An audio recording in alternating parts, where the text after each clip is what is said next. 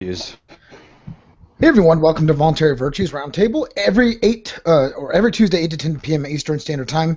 It has been a very flustered week for me. Just got back from Porcfest, but having a blast. Had a blast at Porcfest. Have a blast. Looking to have a blast at Jackalope Freedom Festival. Hopefully, we can get Alma Sommers on the network within the next few minutes, and she will be describing Jackalope in detail.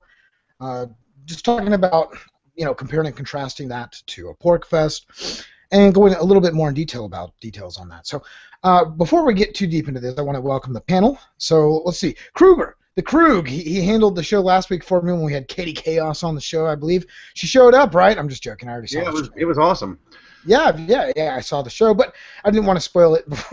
Yeah, it was great, and I do appreciate you filling in and helping out. Obviously, you're like voluntary virtues guru over here. I think you have like the longest amount of experience and help with us, so always appreciative of that, Robert. Seriously, great work. It's my pleasure. Yes, sir. And let's see who else we got. Marky, Garrett, and Cody. How y'all doing tonight? Yep. Hi. Awesome. Good to be here. Yeah, good to have you guys on the show. And as you guys know, we're going to have some of the other Voluntary Virtues crew joining us throughout the next 2 hours. This goes all the way for the next hour and 56 minutes. Really excited about some of the topics we have going on tonight. Before I get too deep even into the topics, though, I want to talk about the Voluntary Virtues Network. Not this week, but the next week we're going to have a real big marketing push for it. Now that I'm back from Porcfest and I can put this together and I don't have to worry about Porcfest anymore, some of the stuff for White Cloud Security has been taken care of. Really on track, ahead of track actually, looking to do some more for the Voluntary Virtues Network. So send your friends over to the network, have them subscribe over here. All you got to do is click one little button. I mean, that's pretty easy. Subscribe to our channel as well as the Facebook page, Voluntary Virtues Network. Now, over 1,800 likes. The last time I responded or showed it, what was it, a week and a half ago, we had 1,500 likes, so gone up another 300 people since then. I'm expecting it to go up a lot more than that, but it's good to see the positive movement and everybody who is contributing to seeing that Facebook page grow. I want to thank everybody for that, too. So I want to talk a little bit about Porcfest tonight. That's why we're having Alma Sommer on. And as you guys know, the Tony Bones show just kicked off. It's a cop block show. She even got the approval from Rebel Inc. to use their music on our network, and it's been a huge success. Really happy. So good work on that one, Tony Bones. She has won the most views this week on our network, and I want to say congratulations and keep up the great work. Obviously, her very first show in this type of format looks to be exciting. I think it's a success. Obviously, the numbers speak for themselves. She's beating the Voluntary Virtues Roundtable crew for this week. So I want to be, sends out some good vibes to the people who are doing some good on the network and really, taking a strong message. She had a video that was not only talking about, Cop Block, the organization, but some of the details behind why Cop Block is even, an organization in and of itself. So good to have the Cop Block people out. Obviously, a lot of you saw the pictures of me and Peter and Ademo on the Facebook profile. Obviously a great time at Porcfest, met lots of people, but they were two of the wonderful people that I got to meet on my way out north, I guess I should say northeast, almost almost near Canada out there. And I want to talk about, I know, Garrett, I should have stopped by and said hi to you. Where are you, in Calgary? Come on, man. Yeah, that's so cool. Not really. Yeah, right down the street, right? Because Canada is the size of Rhode Island. All right, but seriously, I want to kick this off. Many of you guys know about nonaggression-apparel.com. We have a lot of great bumper stickers, T-shirts, sold a lot of stuff while I was out at Porcfest as well. Wonderful. All the people I met, they're such great people. It's such a great time. But I want to kick this off right. We're going to be giving away 5 bumper stickers this week from nonaggression-apparel.com. Just let me know. Go to nonaggression-apparel.com, click on the link or on the or choose a design that you would like to win and post it in the comment section below, and I will make sure you guys get some bumper stickers sent your way. Obviously, you're going to have to send me a shipping address, so don't forget that. If you're trying to stay completely anonymous, it's almost impossible. But I do want to give out free stuff, so if you're willing to participate, please go pick out your favorite design, come back over here, and leave it in the comment section below. While we're on this topic before I go too deep into that, I actually want to promote Anarchy Rising 3 real quick. Obviously, last week I didn't get a chance to talk about it. I was somewhere in New Hampshire, I think, by this time. I had just gotten there, but I do want to go over Anarchy Rising. It's a series that I've been doing. I'm going to be doing it annually. This will be the 3rd year that we're doing it. you can actually see. I'm gonna try and include, if you guys somebody remind me after this, or so many things to go and put back into the thing. I'll put an annotation link in here for Anarchy Rising 3, the audition video, which takes you to a video where you can see the first two Anarchy or Freedom Risings, whatever you want to call it. I had named the original Anarchy Rising, the second one Freedom Rising, a little bit more marketable.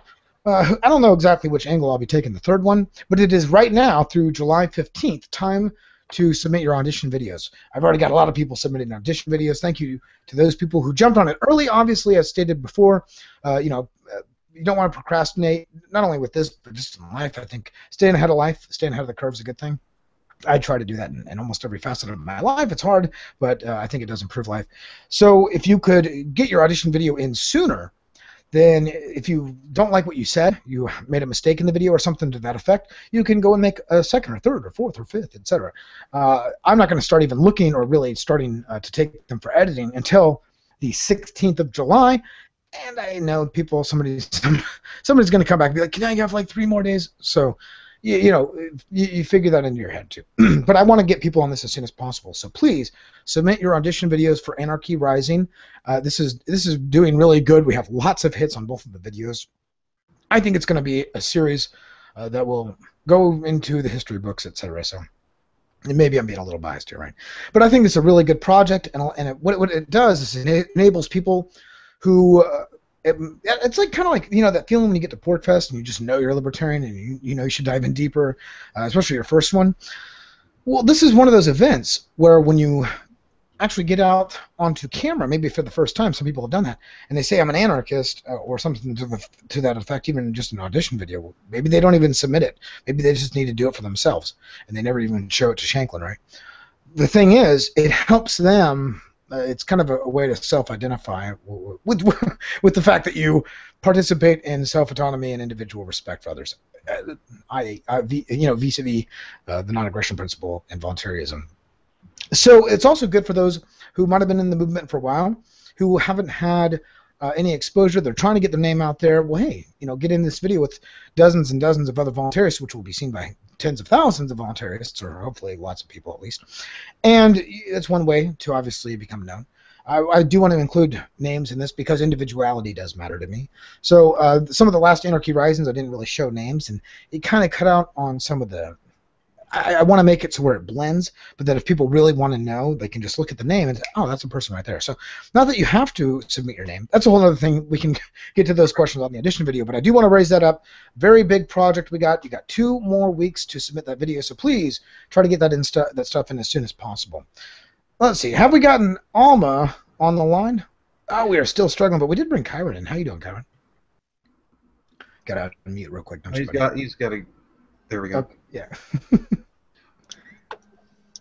Well, while we're waiting for Kyron to chime in, I do have a suggestion for this one. I don't know if it's this one or for the next one of this Anarchy Rising thing. I'd like to see a specific phrase that every person would say at the end of it. Like do their whole spiel and then also provide a phrase, and maybe it'd be like I'm a voluntarist or I'm an anarchist. And then just have it go like I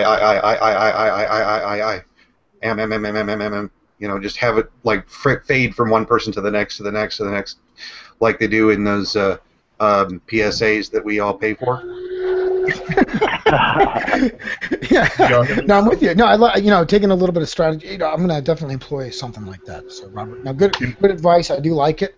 Obviously, this is the if you guys have any opinions on this, I do want to hear from the panels. If you guys want to call in to the show tonight, go ahead and message us on the comment section. We can I'll have the Krug, and obviously we have the after-hour show with the Krug as well. But yeah, that's from 10 to 12 o'clock tonight. But I do want. Hey, Kyron, how you doing? Hey, I'm good. I'm glad you all can hear me. Yeah. I had some issues with the microphone, huh? I do want to say, if you guys have any ideals or you want to come in here and discuss something, maybe it has not to do with Anarchy Rising auditions, but some other topic that we're going to be talking about tonight, have a question for our guest, you want into the panel room, go ahead and leave a comment once again in the description or the comment section below the video on the actual YouTube viewer video itself, and we will try and get back, have you have the Krug send you a link so you can get back into this room. It's really easy to do. You just have to click one link. But or you can just reload the Voluntary Virtues Network page, and obviously, since it's a new live event, it'll show up on there. So just reload the page after this show is over. It does take a couple minutes, sometimes 5, to get the thing up and running. But yeah, we'll be ready to go shortly after this show ends. We'll have the other one going. Yeah, good stuff. And I noticed that Anthony Antonella was doing a show. The whole time he was doing it, it actually enabled me to hit the start broadcast button. I don't know what would have happened, but it looks like YouTube's trying to overcome the fact that they have multiple rooms in the back on the live rooms trying to do this. So who knows exactly what's going to happen. It's good for us, and I think the message of freedom that we're trying to carry. So I want to go a little bit deeper into tonight. Hopefully we can get Alma in here because I really want to talk to her about Porcfest, Jackalope Freedom Festival. For those who don't know, Jackalope Freedom Festival, it's out in, what is it? It's Arizona, or is it New Mexico? It's one of those states. Arizona, I believe, is where it's actually technically located. Is that right, the Krug? Do you know? I'm sorry, some pop-up thing on Facebook interrupted me. So what was that? No, I was wondering about the Jackalope Freedom Festival. I know there's going to be a variety of people. Ernie Hancock likes to go to that too, who I actually just saw at Porcfest. Alma's going to obviously be there. We have a lot of great guests and celebritarians, if you're going to call people that, that are hopefully going to show up. I know Jeffrey Tucker was originally planning to go to that. I heard he was originally planning. I'm not sure exactly what's going on with that.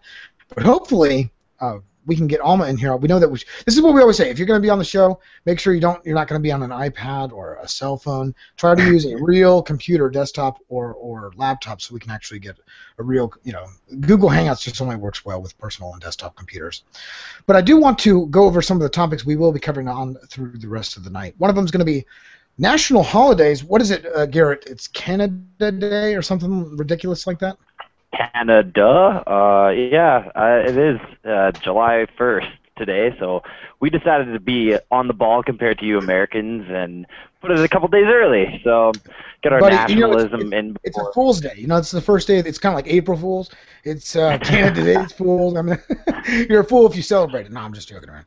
But yeah, so it's basically your supposed Independence Day. Is that correct?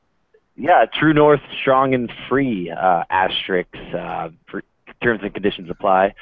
It's our Independence Day from the Queen, which we're still technically connected to through every single legal document we own. But yes, we became a confederation on July 1st, some time in the past. All right, let's not go too deep. We'll be hitting on that here in a little bit. Obviously, 4th of July, Canada Day, insert your national day, and here we have to, I want to go over this. I think it's inevitable, and I think Robert Krug said earlier on we had to talk about that, so if he's going to Indian burn me, we'll have to do it. I also want to discuss a recent letter that was written by the mother of the boy who had the grenade go off in his face. Finally, she speaks out. I have a letter that she actually, I don't know if she wrote it directly to Salon.com, but Salon.com had her letter there, her words, heartfelt words. I want to go over that. And we could obviously talk about the event, war on drugs, etc., which kind of segues us in and leads us into the Silk Road admin. He goes by DEFCON. As you guys know, the old one was Dread Pirate Roberts. This one is DEFCON on Silk Road 2.0, because of course, once Silk Road 1 was down, Silk Road 2.0 came around. You can't stop the drug trade, never have been able to. You can only hope to contain it, and you can't even do that.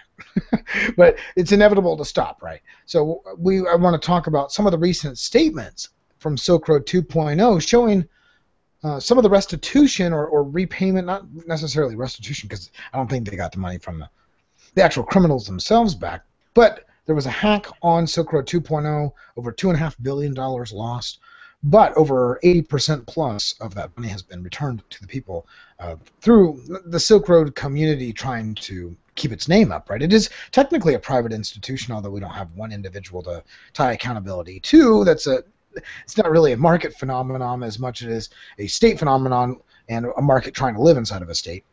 But I want to talk more about that here coming up within the next 2 hours. We also have to talk, oh man, what a horrible story. A daughter has been charged with a felony homicide for handing her father a prescription bottle of morphine. He was an older gentleman, much older, 80s, 90s. She was in her 50s, I believe. We'll get more into the article about the exact details, but really sad scenario because he had been asking to die for a long time.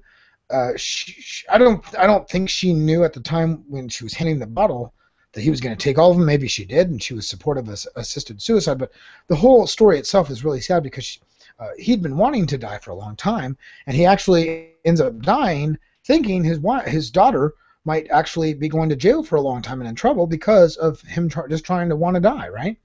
So a whole sad story. We'll get into more of those details, and hopefully we can fix the future of these types of stories. That's why we're talking about them, right?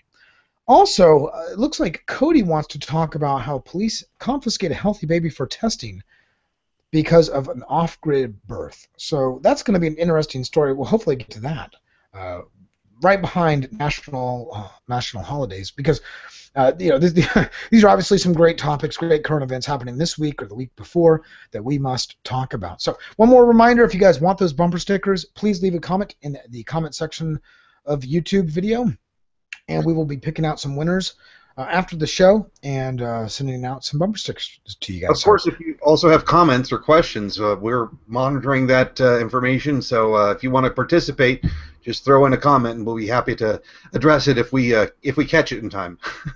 Yeah, absolutely, great work. So let's go right into detail since we're still waiting on Alma to try to figure out what's going on with this system. Let's go ahead and talk about national holidays. Canada Day, 4th of July. I'm just going to open this up to the table because you guys really were the ones who wanted to talk. I mean, we have to talk about it, and I'm glad you guys want to talk about it, and we do need to talk about it. But you guys, obviously, I have more to say on some of the other topics. I'm going to let you guys go first on this one, and I'll follow up with some follow-up comments afterwards. Who wants to start this off? I know, Garrett, you're so excited about Canada Day. Robert, you excited about 4th of July. Who's more excited? Well, I'm gonna let the Canadian go first because their holiday comes before ours. All right, dude, right. Head's half slashed open. How very Canadian of you to do that for me. That's so kind. So yeah, there's people going downtown today. Everybody's meeting up. It's a big celebration. Everybody's just getting gung ho. But what are you really celebrating? Oh yeah, I get a day off work, right? I think that's pretty much what everybody's saying. You know, like people took the long weekend, the Monday, now they're getting the Tuesday. Nobody actually cares about Canada. Do you really think that people are fully aware of what Canada even is? They think that it's a group of people. No, it's a state. It's different. Canada and the group of people we're surrounding with is not the same thing.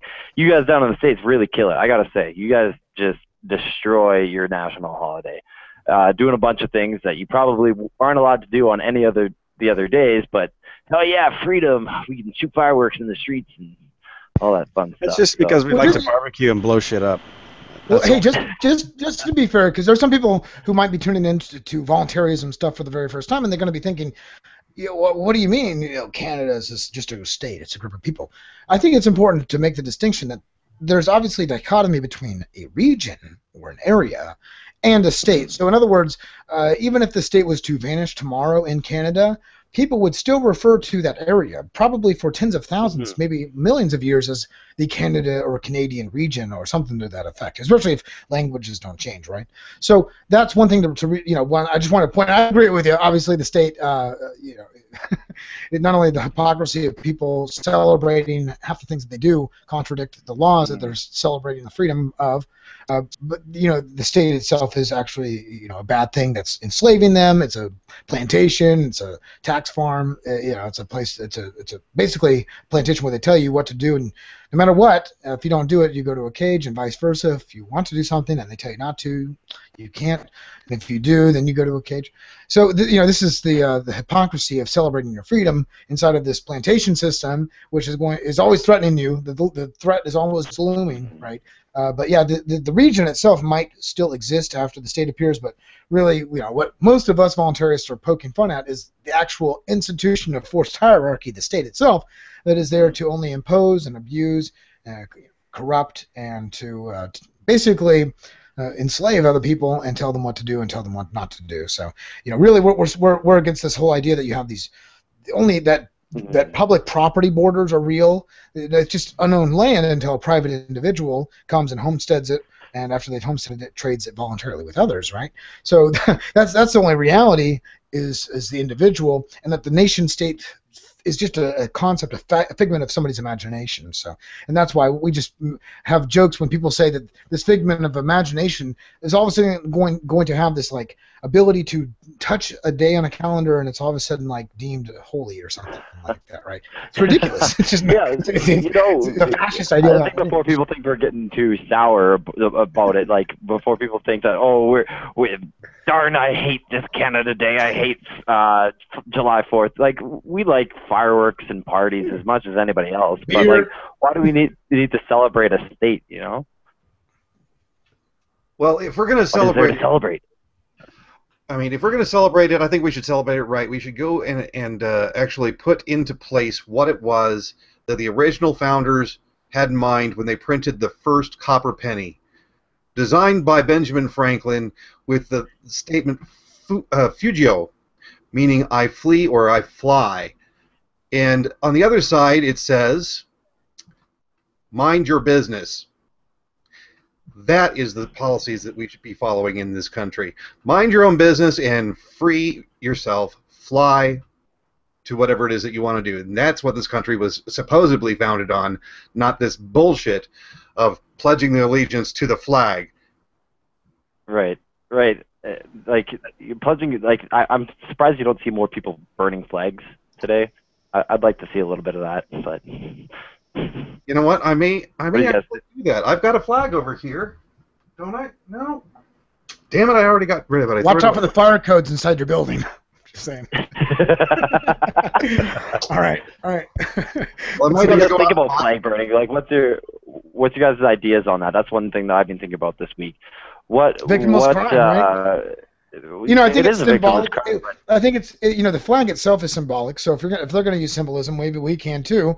With the piece of symbolism that they were using, I think one of the things is we're trying to convert statists, not necessarily piss them off, right? Most statists, when they wave the flag around and they get all excited and stand up for USA when they score a goal and all that stuff, they think they're doing good, right? When we go out and burn flags, people are going to say, well, they're trying to do bad. So if you're trying to market freedom, the question is, are we trying to market freedom, or are we trying to do this, are we just trying to be ourselves and be free? Because if you're trying, there's a difference between living free and marketing freedom, right? I think Jeffrey Tucker and Chris Cantwell can definitely go more in depth. But you know what I'm getting at here. If you're trying to market freedom, burning a flag is probably not the best way to spread the message of private property to your family members, right?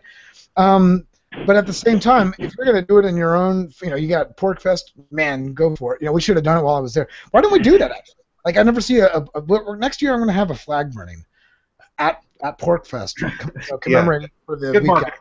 I'll bring my Canadian flag down there, and then we'll burn that too. Well, I'll get all 192 national flags and put them together and just...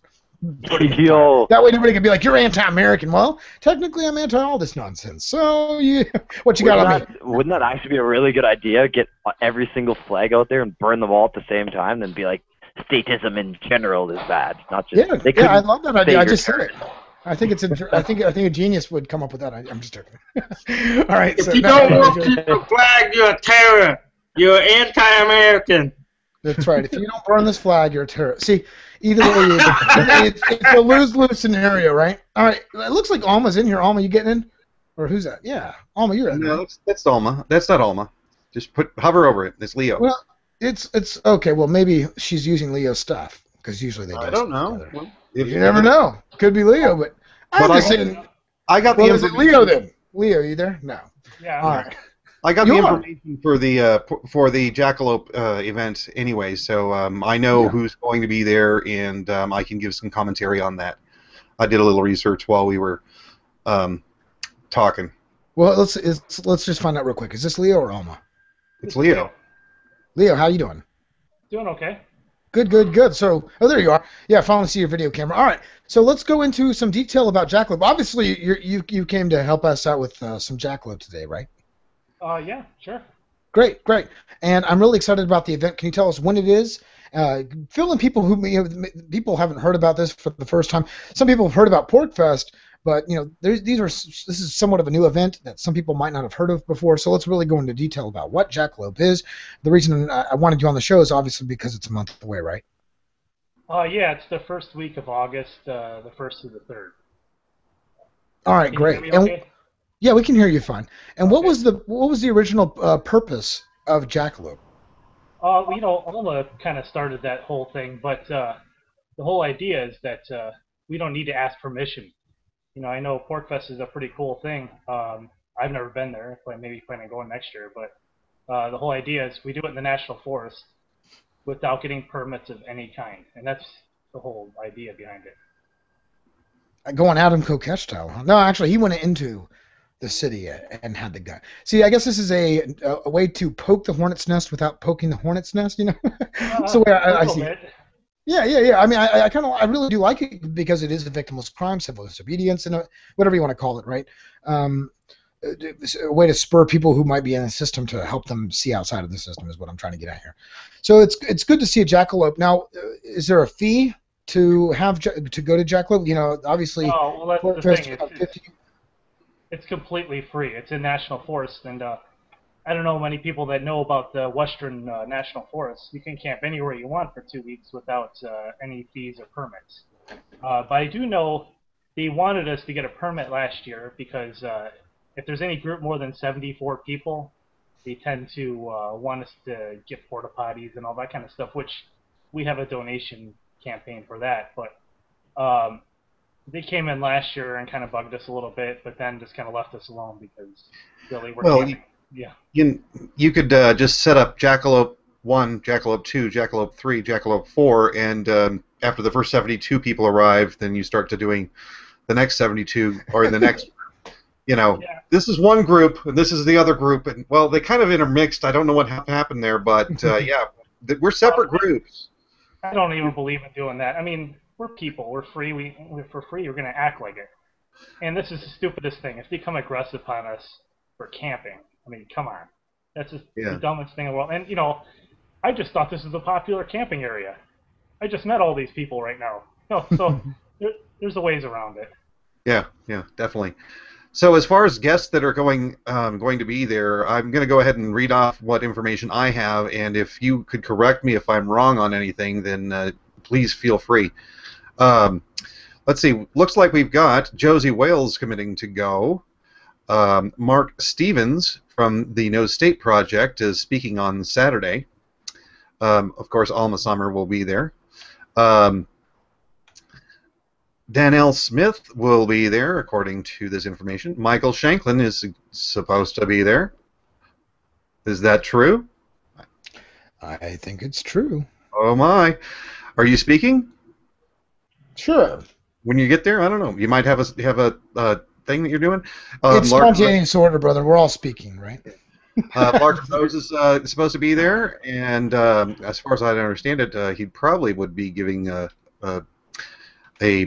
lecture of some sort or a discussion group or something. And Jesse Voluntarius Matthewson will be there from the No Statist Project. He's going to have some 22 rifles available for target practice and showing safety in using those guns. We've got Magpock Homestead, Arizona. They're going to have crafts for kids. Then Ernest Hancock, of course. He's from Freedom's Phoenix. And let's see. Yep, I think he's going to be doing a discussion thing there as well. There's going to be a representative from Cop Block there. Crystal Cochise is going to be there. Derek Brose from the Conscious Resistance is going to be there. There should be a representative from Bitcoin Not Bombs. I think it's going to be Drew. And let's see, we have Kale's going to be selling some tie-dye t-shirts there. And that looks like the whole list. But I myself am planning on going as well. So Hopefully, I'll see you there, Michael, and we can have a Oh, beer. not only am I going to be there, I'm coming with my new badge. So you guys should be very afraid. Can you guys read that? Can you read that?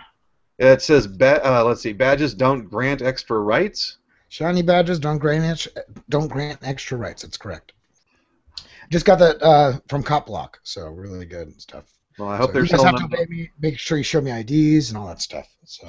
Yeah, well, I hope that they're going to sell them there. And I'm going to confiscate a third of your wealth. Just letting you know.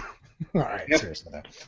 So, all right, good stuff. So, what kind of activities, events? Is it for children? Is it for what can older people do? List off some things that would incentivize people to head out. Well, it's unorganized, so you just camp wherever you want. There's no vending fees or any of that stuff. People do whatever they want. I mean, some people let a table full of books out. Some people will, they'll cook some steaks and sell them. Some guys are bringing homemade beer up and they're selling it. Completely unorganized. Sounds like anarchy. Yeah, it is, but it's like completely peaceful. There's kids running around. I know we put on a jackalope hunt. Little paper mache jackalope will hide in the forest somewhere. Let the kids go run off and find it. And if they win, if they find it, I'll give them a real rabbit. Because I raised tons of those things. So, yeah, but it's very similar to a rainbow gathering style, where everyone just kind of sets up in a kind of spontaneous order. Why the word jackalope? It's a mythical creature like freedom in today's society. Ah, I like that. Hey, yeah, and is it's Chris kind of a Southwest thing. Is Chris Cantwell banned from coming? I don't know anything about that. Yeah. Okay, so that's a no. So in other words, nobody's banned yet, right? No. Just making sure. All right, yeah, good stuff. Anyone can come. So you've heard of Porcfest, though, right, Leo? Oh yeah, I just never got around to going. I mean, I'm in Arizona. That's pretty far away, so I just haven't got around to it. What do you think about Porcfest in general? Do you think it's a good idea? Would you? It seems pretty cool. I mean, I don't like the fact that it's organized and controlled and you charge for it. But, I mean, that might just my perspective living here in Arizona. Things are a little bit different culturally. I am from the Northeast originally, and I do know the way it is. There's not a whole lot of actual wilderness left. So maybe there's just only campgrounds like that around. Yeah, I know. I do know what you mean. Well, there's a lot of land that the state owns. That's out in the you know what I'm getting at here. So anyway, that's a whole nother 5-hour conversation, right? So I guess one of the things I'm wondering is what would is there going to be any electricity at these outlet? The way it works here in Arizona, if you were outside of Phoenix, you're in the middle of nowhere. Is that 90% of Arizona is uninhabited? So the closest thing you would have to do is get a generator if you want electricity. I'm going to bring a couple of them up, and there might be some other people bringing some up. You can, borrow time on it or anything. But this is completely wilderness camping. I mean, it's probably 95 miles from Phoenix, up in the mountains. So it's right around 7,500 feet in elevation, which Phoenix is around 1,500 feet. So it'll be about 75, 80 degrees there in the day, while it's 115 down here. Right. So hey, this is a concern I have, and one of the things that some people said they like about Porcfest is that, especially if they have kids. One of my problems is that I have a son, right? And he's literally like 1 year old. Now I guess the temperature is not going to be that bad. I guess if it's going to be 75, 80 degrees, it's not too bad. But what is the closest town? Let's say you did need to get to a gas station. Is it going to be 10 minutes away? Is that how many hotels and motels are around? Yeah, there's a town called Forest Lakes that's about, I'd say, maybe 15 to 20 miles away. And it's probably, most of that's dirt road through the national forest. But there's gas stations. There's a couple of hotels there. But the nearest major city is Phoenix. There's another, a little bit bigger of a town called Payson, about 40 miles west. But there's plenty of amenities if you really wanted them. You can rent hotels there, rent RVs, or whatever you want to buy. Yeah. I'm just trying to think of the people who might, trying to get it so everybody can be there. people with little kids, people who are older. Not too many 90-year-olds will just go camping out for 4 days straight. Unfortunately, they can't do it anymore. So no, good to hear this. Where is Forest Lake in Arizona? Like so it's about 40 miles east of Payson along U.S. Highway 260. Okay, so in the perspectives of Arizona as a state, would it be like which corner would you say? It'd be the northeast. The northeast? Oh, okay. I could drive down there in a day. Yeah, I mean it's in the area called the Mogollon Rim, so it's kind of a ridgeline that runs through the center of Arizona. That's right around 8,000 feet most of the time. And then that seems like a nice area to have a festival at, though. It's really nice country out there. Like it's warm at night and warmish at night. When is it going to be again? Sorry. The first what week time of of year? August. Oh, okay, so yeah, it's going to be just killer down there. Oh, it's going to be beautiful, and like I said, in the mountains there, it's just gorgeous all the time. Yeah, definitely. So is this the second one that's happening, or? This will be the third. Oh, okay, cool. How many people? What's the size of the turnout lately, the last couple of years? The first year there was probably, I don't know, around 100. Maybe at the peak last year, maybe 200. But there's no census or reporting. People just show up. I mean, there'll be people from town that come in, they check it out, then they leave. Maybe undercover cops. I don't know. People just show up and leave, so I don't know. That's just a guess of mine. Yeah, that's really honest. I appreciate the honesty. Yeah, and who knows? This is my thing too. When some people are like, "How do you know when you go to Porcfest that there aren't undercover cops?" I was like, "Well, I guess it doesn't matter because people are just going to be living free, and if something happens, then it happens." Somebody even told me that they were more afraid of going to Porcfest than buying something off Silk Road. I was like, "Wow." Anyway, interesting comment. So when we're looking over at Jackalope, is there a reason that you guys aren't taking money? Is it just because you don't want it to be organized, only spontaneous order? Is it because obviously you don't think something's wrong with money itself, do you? No, but I mean a freedom festival. I mean the word "free" is kind of implied there, but I mean there are people selling some things. I mean they'll use alternative currencies, barter. You can pay in American dollars if you want, but there's really we want to promote this idea of being actually free, and the concept. I don't live in fear of police coming around. I mean, if they do, great. I can talk to them too. But being in Arizona, everyone's armed pretty much all the time, so they're really not going to mess with us. Mm-hmm. Especially if you're out in the boonies too, right? Like a big group of people, they're not going to send all their forces out there to catch you guys. So is it? I'm guessing it's not. It's like on we call that crown land in Canada, where it's just like government-owned land, and you can. Is it free to camp there? Well, it's national forest. It's the Sitgreaves National Forest. Like I said, Arizona's like 90% uninhabited because the feds won't let us live on this stuff for whatever reason they make up. But that's the way most of the western states are. They claim huge amounts of land, and you're allowed to camp there for up to 2 weeks without moving so many 100 feet because they don't want anyone setting permanent settlements up. Oh, okay, I see. So they will come around and check on you, but like you're really out there, eh? I mean, they have to actually want to check on you. We got checked on last year, but that's only because we were promoting the daylights out of this thing, and we got that from the Forest Service. But we just told them, hey, we're not getting permits. You're just going to have to get over it. And they gave us. That's sick. Well, I mean, it seems reasonable enough. You're not hurting anybody else. Even if that's the whole point, is that nobody's being infringed upon. You're not hurting on people's property. If anything, you probably leave. I've seen the Democratic National Convention, and when they're done, there is trash everywhere over D.C., right? I'm not kidding you. It's horrific. But it's like the voluntarists that I know, they're like the best Boy Scouts ever. They always clean up after themselves. They're very respectful of property.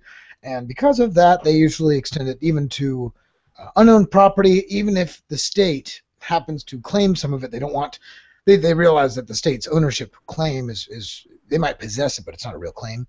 It's frivolous. So they still want to keep the land in good condition. This is just a general, maybe you can even say a generalization of voluntarists in general. But I think it's pretty true, and I think it holds some weight. One of the things I want to ask about is, what would they be able to do to you if, like, let's say a year down the road or 2 years down the road, they don't want this to go on? Is there a way for them to try to stop it? What do you think is going to be their first course of action? What I kind of foresee is, if you ever follow any of the rainbow gathering stuff, so what they do is they kind of come in, they start closing down roads, they'll start saying, oh, there's a forest fire in the area, we have to clear the area. They might start ticketing people for, their ATVs or something, not having off-road plates. But, I mean, ultimately, cops just make up whatever they want. They can, come up and say they're cracking your windshield while you're camping, but we just can't live in fear. And it's just, I would love to get arrested for camping.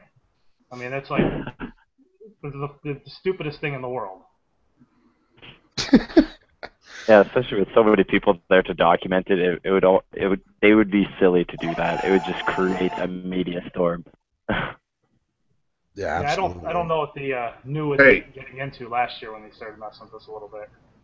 Hey, you getting to for camping couldn't possibly be more stupid than getting arrested for paying your taxes.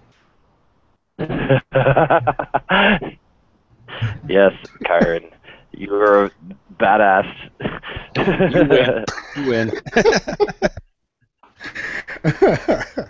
Alrighty, now that we're done comparing sticks, let's go ahead and move on. I'm just joking around, Kyron. I love you. So, listen, I think we got to take a break real quick, just a few minutes. I do want to let What's that now? Chris Putnam says hello, VVN. Oh yeah, Chris Putnam's always a good guy. I actually saw him over at Porcfest. But I want to give the panel a chance to think of some more questions. We're going to take a quick break, and when we come back, we will definitely drill Leo some more, and then move on to the rest of the topics. So hang on to your seats. We'll be right back. Do you have a family member or a friend who only follows the mainstream media? Can't get them to think outside the mainstream news box? Well, the people over at staticmediahub.com hope to fix that problem. StaticMediaHub.com is an up-to-the-minute news site that showcases voluntarist ideals and the basic information of a stateless society, all while giving the facade of a mainstream news network. StaticMediaHub.com features ideals from individuals such as Adam Kokesh, Larkin Rose, Travis Wilson from the Jefferson Papers, and myself, Mike Shanklin. Find StaticMediaHub.com on Facebook, like and share our articles, and let's show our friends and loved ones the true message of liberty on their time and in ways they feel comfortable. A mainstream feel with a practical approach. StaticMediaHub.com. Today's show is sponsored in part by Liberty.me, the new liberty-minded social media and publishing platform. As we're sure many of you know, anarcho-capitalist and prominent economist Jeffrey Tucker, who studied closely with Murray Rothbard, is spearheading this project. He calls it a city in the cloud, and he says it's going to revolutionize the way you think and interact within the Liberty community. Not only does every member get their very own turnkey publishing platform beautifully stylized, but they also get intimate connections with acclaimed industry-wide experts. Right now, you can secure your membership at 58% off and receive tons of extra perks by purchasing your membership through their GoGo campaign. Just head over to Liberty.me and follow the links. Don't forget to keep up with their latest updates by following them on Twitter and on Facebook. Liberty.me. Liberty lives here. Now, my fellow Americans, there are a lot of terrible things on the internet, not the least of which is ChristopherCantwell.com. Now, let me be clear. This is not your average partisan bickering. This is sedition. He is an anarchist. He is an atheist, and he is an asshole. If you read this blog, you may be indefinitely detained without a trial or assassinated by a drone, so don't do it. God bless the United States of America, and goddamn ChristopherCantwell.com. Now, my fellow Americans, there are a lot of terrible things on the internet, not the least of which is ChristopherCantwell.com. Now, let me be clear. This is not your average partisan bickering. You've read books, attended lectures, and you know the Constitution well enough to know it's a well-crafted blueprint to create an ever-increasing federal empire. But there's still one thing missing. Freedom Jeans now has buttons. You'll get state speech is hate speech, guns and weed, buy sheep for sheep on sheep, and 2 designs for the Freedom Fiends. Wear them with pride. Use them to start conversations with statists. It's only $10 for 10 buttons, including shipping. Go to freedomjeans.com and click on the link at the top that says buttons. Do you like individual freedom, self-ownership, responsibility, peaceful interaction, or just politics and philosophy in general? Do you like articles, videos, pics, and memes, informative materials that educate on a free world? Then you need to join the #1 largest voluntarist Facebook page in the world, Statism and Slavery. With multiple passionate admins and a drive to bring you facts, not only pertaining to economics and or politics, but life in general, Statism and Slavery is your #1 spot to connect with almost 175,000 freedom lovers. We also have a free bumper sticker giveaway for best comment almost every day. Just go to facebook.com/statism makes you a slave, or simply search for Statism as Slavery on your search engine and click the like button to subscribe. Thank you for supporting freedom by supporting Statism as Slavery, the #1 voluntarism Facebook page in the world. Attention humans, I come to you from a desperate future, one in which all of the humans are dead. For many years we have been running calculations to determine the most impactful point of failure that led to the demise of your species. It has been determined that too many of you were not listening to the Ed and Ethan podcast. Listen often, share with your friends, donate to the show, and visit edandethan.com. You have been warned. All right, we're back here on the Voluntary Virtues Network, the Roundtable, 8 to 10 p.m. Eastern Standard Time every single Tuesday night. And not only do we have some great ads that we just played, thanks for helping us eat over here, but also we have a great guest on right now. Hopefully we can get Alma Sommer in here as well, but Leo's going over a variety of questions pertaining to the Jackalope Freedom Festival that is coming up here at the beginning of August. Once again, what was it, the 1st through 5th, right, Leo? The 1st through the 3rd, but some people are coming a little earlier and staying a little later. Oh, okay, great. So hopefully more of you guys can make it out there. The Krug and the Shank, I guess, are going to be making it out to that event. So I want to ask the panel, how many more questions you guys got? Anybody got a question about Jackalope, or maybe comparing it and contrasting it to some other freedom event? It does sound like it's really original. Like, I haven't heard of too many other events where there is literally no organizing. I guess there's some organizing, right? You had to name it and do some things with it, right? But for the most part, it's outside of that. It's really laissez-faire. I mean, to the extreme. Is there any other questions that we had from the panel? Yeah, I have a couple of just simple logistical questions. So it's just for 3 days, correct? Officially, yeah. Yeah, officially. It's really whatever you want. Yeah, I kind of assume people probably hang out as long as they want. Then, because some people are taking Bitcoin and stuff, I assume that there's decent cell service out there. I know it's a funny question, but I never seemed to have a problem. But I mean, I use Verizon dominantly, so maybe someone with a different carrier might have an issue. Cool. Yeah, if you're on anything other than Verizon, you're not gonna get reception out in the sticks of anywhere in this country. Yeah, AT&T does pretty good, I hear. I used to do cell phone sales for years, so AT&T was probably, like, actually there are some places where AT&T was sometimes better, but this is my personal experience. Verizon was #1, but AT&T gave them a good run for their money. Other than that, though, Sprint. I like Sprint. I like their spectrum and all that stuff. I think they're great for data, but just probably not the best for out in the sticks, right? So, any other questions we got for the panel?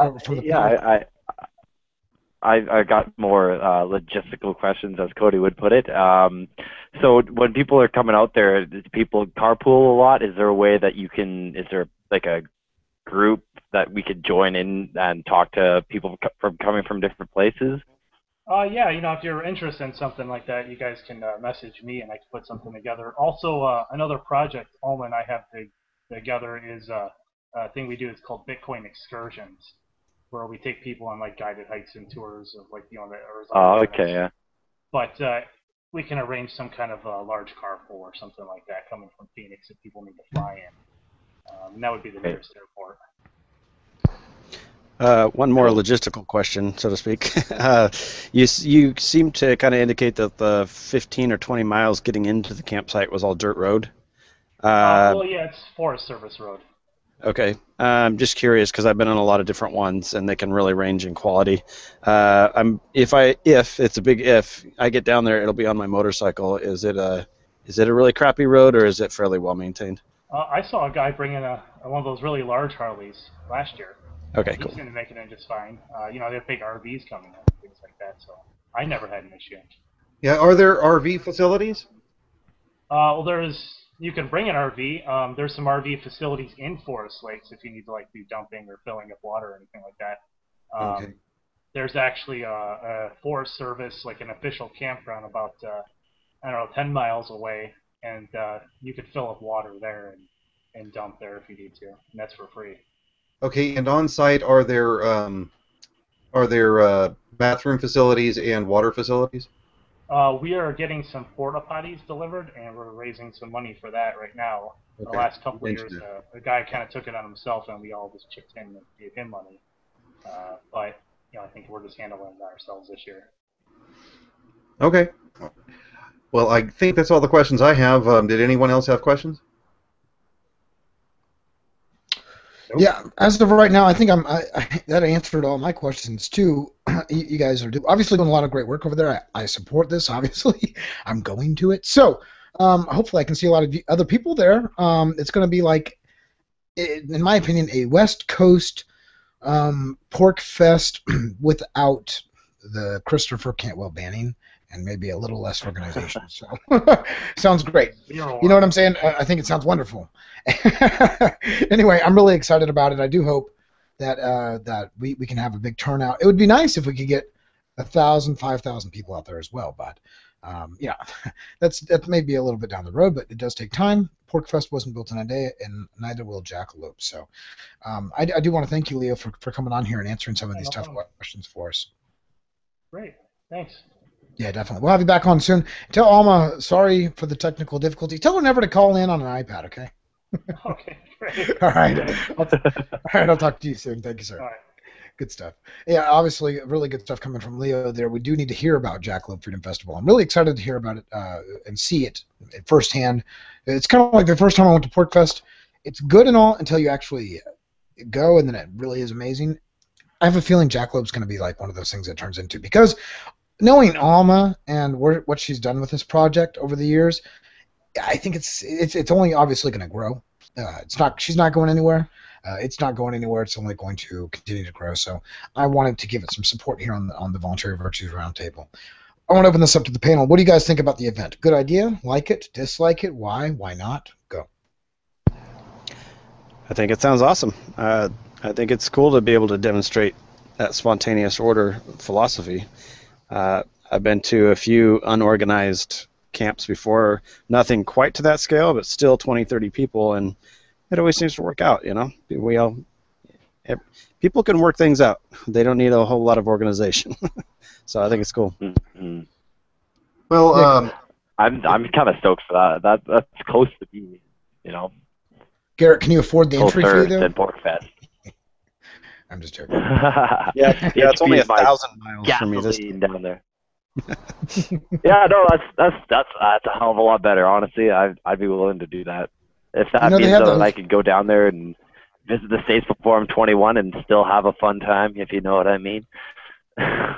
Well, you should just start up another one up where you're at, so that way we've got, in the North American region, we're going to have one in the Northeast, and then we're going to have one in the Southeast, because Mike's going to be doing one down where he's at, and then we've got the Jackalope, and then you could be doing I don't know, the Sasquatch or whatever. Yeah, there literally is a place to camp here called Sasquatch. So yeah, Sasquatch. That's actually called the Stolen Indian Reservation. Yeah, you like that? I knew you'd like that. Yeah, that's terrible. That's terrible. I know. It's kind of like a football, having the name Redskins. So. No, I'm just joking. I guess the only thing that we would have left to do would be to have like some Asian Pacific kind of thing somewhere in Hawaii or Midway Island or something. Hawaii, yeah, I'll handle that one. Somebody else can do the Southeast. I got Hawaii. Hawaii's me. All right, but seriously, I think it's a great idea because Phoenix, one of the ideas he was saying, Leo was talking about, was flying in there. Obviously, if Phoenix is really close and we can get a carpool or a big bus or something like that and rent it, that would be a great way to cut down on transportation costs. I often find that Southwest, American Airlines, they have these like $50 specials to Phoenix, so, and if you get it, you can usually get a round trip ticket for $150 or something like that. That would really save on gas. And if you can carpool and you're going to be out there for 3 or 4 days anyway, you don't need a car, right? You're going to be 10 to 15, 20 miles out in the sticks. What were you saying, Cody? Those tour buses could be organized pretty easily. I do it I've done it for the last 3 years for a wine tour, and we basically rent a big limousine bus that seats 30 people, and it's like a disco inside. It's freaking awesome, big screen TVs and everything. It costs about $1,200. When you split it 30 ways, it ends up being like $50 a person, and you get that bus for 4 or 5 hours. So, if you were to simplify that, and you don't have to go in a limousine-style bus, simplify it and just arrange a drop-off and pickup time, that could be pulled off pretty easy, I think. Yep, I agree. So, I agree. Go for it. I love the idea. I really do. Maybe we should do a voluntary virtues broadcast from out in the sticks. Yeah, actually, I really wanted to do something from Porcfest, but I was doing 2 other projects and working my butt off on that, with the White Cloud and Non-Aggression. But next year, definitely, that's going to be in the works. We actually had an ambulance at Porcfest that I was in for the Journalistic Revolution crew. Great time with Matt Dalton, with Robert, Don't Label Me, Bro, Wiseman, and Trip Hugh. We had a great time out at Porcfest in this ambulance. These 2 other guys just showed up out of nowhere and had this ambulance that they wanted somebody to do something with. They had ideas about what they would do with it. It was kind of like a open source project on some ambulance that they had. Anyway, the JREF boys quickly picked that up before I even got into town. They met with this guy and said, hey, bring the ambulance down to our campsite, which they were only about 6 feet away from me. Anyway, it was a really good visual. You can actually see some of the pictures where we're standing in front of it, where we're broadcasting live from it. Really good time. Hopefully I can do something like that. I am worried about internet access out there. He's saying that you can do it with Verizon, obviously. We might have to have a generator just for all of us libertarians to Facebook. I'm just joking. Well, it seems like a ridiculous. A lot of gasoline, yeah. Actually, now that I'm thinking about it, I remember reading about this guy in Las Vegas who had started a business where he would basically give you saline solution and some other chemicals in IV to help you get over a hangover. And it was this hangover mobile, and there were people who were trying to get it made illegal so they couldn't offer that service anymore. And he was fighting against that and having to fight the state. But I think that would be a perfect kind of thing to have at Porcfest, at least. I don't know about the dirt roads with that kind of stuff, but I think that type of group might be able to appreciate something like that. That's if there's ever a group, that's the group right there. Right? Yeah, maybe. I completely agree. Yeah, I completely agree with you. It's kind of like non-aggression apparel. If there was ever a place to have it, it was at Porcfest. Duh. Yeah. Anyway. Yeah, perfect. I agree with you. 100% correlation there. So it's really sad we couldn't get Alma on here. Really good summary there from Leo. And I real quick survey here. Who is thinking about going? Obviously me and Kruger. Who else? Raise your hand. Cody's thinking about it. Garrett. Kyron, are you serious? Am I going to meet you in person, Kyron? I should be out there that time of year anyway because I'm going to the Earthship Academy. So I'll be out there in August. Really? You're actually gonna go? Yeah, I should be out there that time. It's August, right? That is so kick-ass. I'm sorry. I just really like to meet you. Let's get the date specifics on here. The dates are August 1st through 3rd, 2014. 1st through the 3rd. I got something here. I'll still be here. I'll still be in Boston. I get our hopes up and then just dash them to the wind. I'll still be in Boston till like the 10th. I didn't get the dates. I'm sorry. Just a quick comment from from the Peanut Gallery watching us here, Pippi Glockencake says, "Oh man, that Obama commercial is epic." Yeah, that one is pretty good. Got Marky to laugh out loud. Yeah. Yeah, speaking of which, make sure you guys mute up on commercial break. Anyway, we always get the chat room, but good stuff there. That commercial is hilarious, too. Chris Campbell sent that to me about 4 or 5 months ago or something like that and was like, hey, you want to swap ads and stuff like that? So I was like, let's do this. Anyway, good. I agree with you. Very good ad. And how he got the sound on that, the audio is. If anybody knows how to do that, please let me know. I'd love to play around with a variety of voices. Obviously, it would be parody, but you know what I'm getting at. So really good tool. I want to now, at least we only got about 56 minutes left in the show. I want to turn it back over to topics, current events, issues, etc. If you guys do want to call in, remember, just leave a message for us on the YouTube channel saying, hey, I want to come into the panel and talk. We still have room for a couple more people tonight. And Robert Kruger can PM you the actual broadcast link. So, moving on, we were just talking about national holidays. Canada Day, which is almost over today. A few more hours on that. 4th of July, another great, wonderful joke called the national holiday. And there's Memorial Day, Flag Day. We could go through all these days like that, like national holidays. Anybody want to summarize anything with that before we move on? I do want to get to the letter that was written by the mother of the boy with the grenade that went off in his crib. I could have sworn that you said Candida Day, which, that's the common cause of fungal infections worldwide. So, okay, that's interesting. But, okay, it's not that much different. But you know what? You are the official geek for tonight. You have been deemed. You know what Candida is? This is not democracy, sir. All right, so let's move on. Obviously, we could joke about national flags and anthems and nation states themselves for hours. So I want to get on to a topic that really should make even the most grimy statist out there rethink their philosophy just a little bit, right? This one comes from Alicia, I hope I'm saying this correctly, Alicia Fonasavana. She wrote a letter talking about her son and the bang grenade that went off in her son's crib. So I'm just going to go ahead and read this letter that she wrote, and it's really short. We can talk about it afterwards.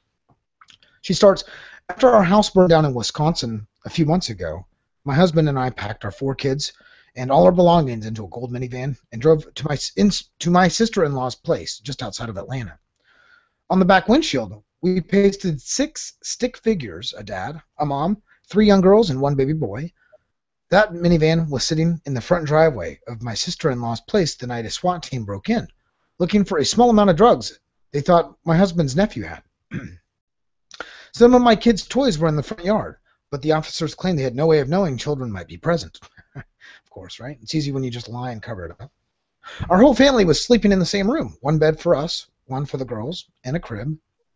After the SWAT team broke down the door, they threw a flashbang grenade inside. It landed in my son's crib. Flashbang grenades were created for soldiers to use during battle. When they explode, the noise is so loud and the flash is so bright that anyone close is temporarily blinded and deafened. It's been 3 weeks since the flashbang grenade exploded next to my sleeping baby, and he's still covered in burns. There's still a hole in his chest that exposes his ribs. At least that's what I've been told. I'm too afraid to look. My husband's nephew, the one they were looking for, wasn't there. He doesn't even live in that house. After breaking down the door, throwing my husband to the ground, and screaming at my children, the officers, armed with M16s, filed through the house like they were playing war. They searched for drugs and never found any. I heard my baby wailing and asked one of the officers to let me hold them. He screamed at me to sit down and shut up and blocked my view so I couldn't see my son. I could see a singed crib, and I could see a pool of blood. The officers yelled at me to calm down and told me my son was fine, that he just lost a tooth. It was only hours later when they finally let us drive to the hospital that we found out Boo Boo was in the intensive burn unit, that he had been placed into a medically induced coma. For the last 3 weeks, my husband and I have been sleeping at the hospital. We tell our son that we love him and will never leave him behind. His car seat is still in the minivan, right where it's always been. And we whisper to him that soon he'll be taking it home with us. Every morning I have to face that my son is fighting for his life. It's not clear whether he'll live or die. All of this to find a small amount of drugs? The only silver lining I can possibly see is that my baby boo-boo story might make us angry enough that we stop accepting brutal SWAT raids as a normal way to fight the, quote, war on drugs, unquote. I know that this has happened to other families here in Georgia and across the country. I know that SWAT teams are breaking into homes in the middle of the night, more often than not, just to serve search warrants in drug cases. I know that too many local cops have stockpiled weapons that were made for soldiers to take to war. And, as is usually the case with aggressive policing, I know that people of color and poor people are more likely to be targeted. I know these things because of the American Civil Liberties Union new report, and because I'm working with them to push for restraints on the use of SWAT. A few nights ago, my 8-year-old woke up in the middle of the night screaming, "No! Don't kill him! You're hurting my brother! Don't kill him!" How can I ever make that go away? I used to tell my kids that if I were ever in trouble, they should go to the police for help.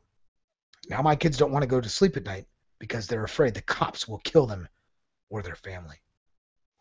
It's time to remind the cops that they should be serving and protecting our neighborhoods, not waging war on the people in them.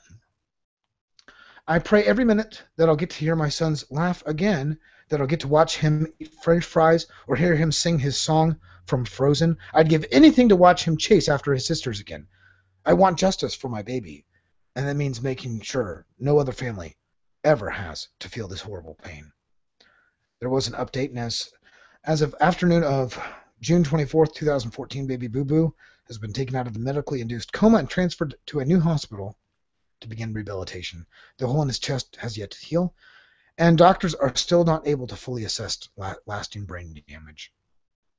So this was, it really, you could say it's drugs, right? You could say it's grenades. You can blame all the other external factors in this. There's really only one cause for this, and that is statism. That is the war on drugs. That is the belief, this radical extremist viewpoint, really extremist, really, I'm not being sarcastic here, really crazy viewpoint that you have the right to tell other peaceful people how to live their lives, and that bullying them towards your viewpoint will somehow create a better, more prosperous society. Absolute nonsense. It's been debunked millions of times over the years, yet we still live inside of a statist construct, right?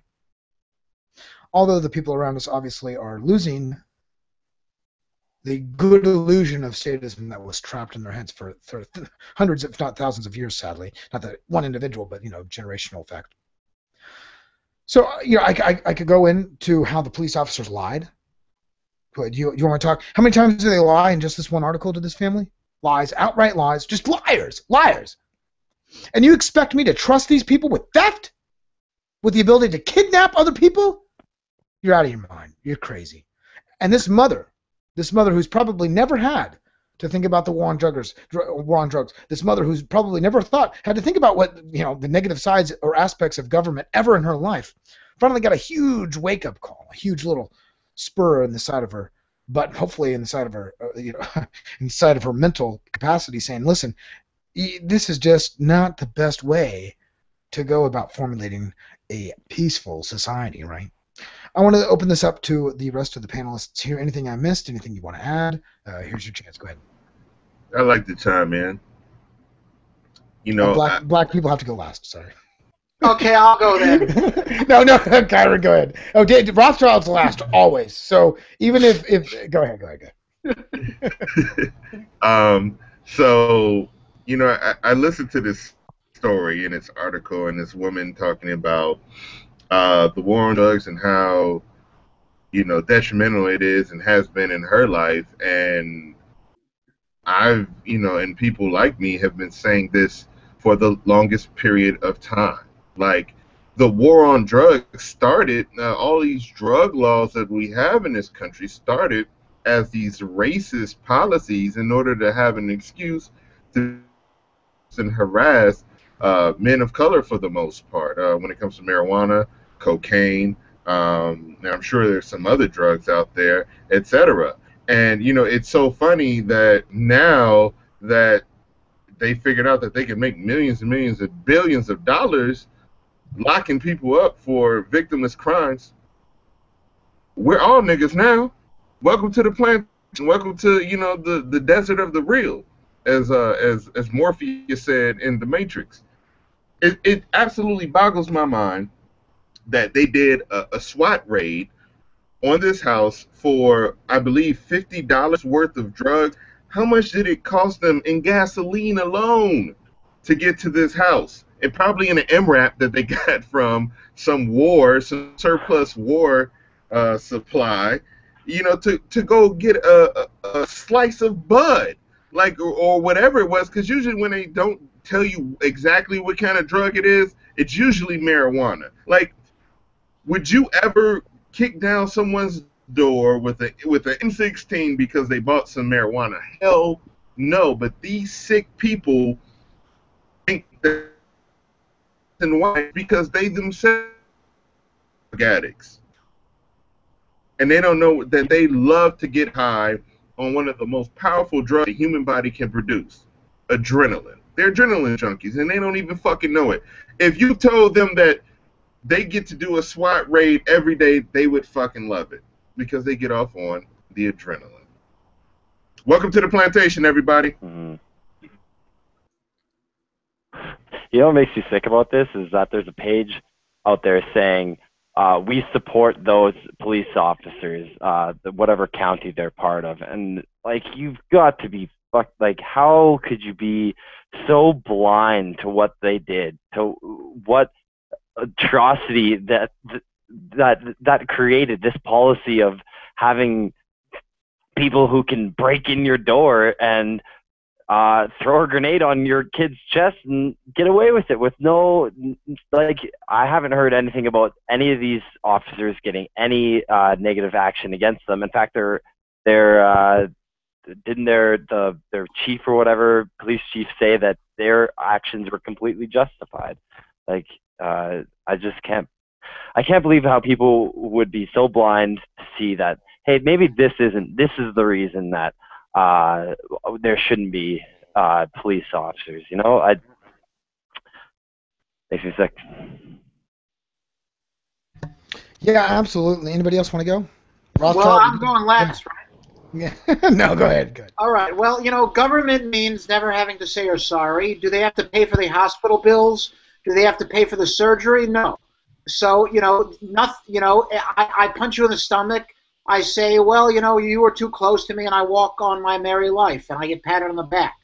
I sort of disagree with Garrett that he's surprised by this. I'm not really sure why he would be surprised, because soldiers get Purple Hearts and blue ribbons for killing strangers all the time and are called heroes. And if you even question the fact that they're heroes, you're an ungrateful coward who is just sitting in the comfort of your mother's basement, who's not willing to sacrifice his life for his country. So I'm not surprised that people are supporting these soldiers, because most people are willing to support this. I mean, government is all about dehumanizing people. And you're going to get a lot of fake sympathy from people who say, well, this is terrible, but still end up supporting the war on drugs. And to anyone who supports the war on drugs, you're full of shit when you say, this is horrible, but I still support the war on drugs. Okay? You cannot, it is irresponsible to ignore the consequences of the things that you advocate and then say, well, it's not my fault, or don't blame me. No. This is what happens when you have a war on drugs. This is what happens when you have a war against the victim of crime. And if you're going to continue to support it, then this is the things that they're going to lead to. And you're a fucking prick and a cunt for getting off on your fake tears of, oh, this is so bad, and let to people's face, and then behind people's back continue supporting the violent abuse. Go fuck yourself if you continue supporting the war on drugs. And next time, I hope it happens to you. Not your kid, because why should your kid suffer because you're an asshole? But I hope it happens to you next time. Maybe that'll change too. People will go to great lengths to justify their position regardless of how rational it is.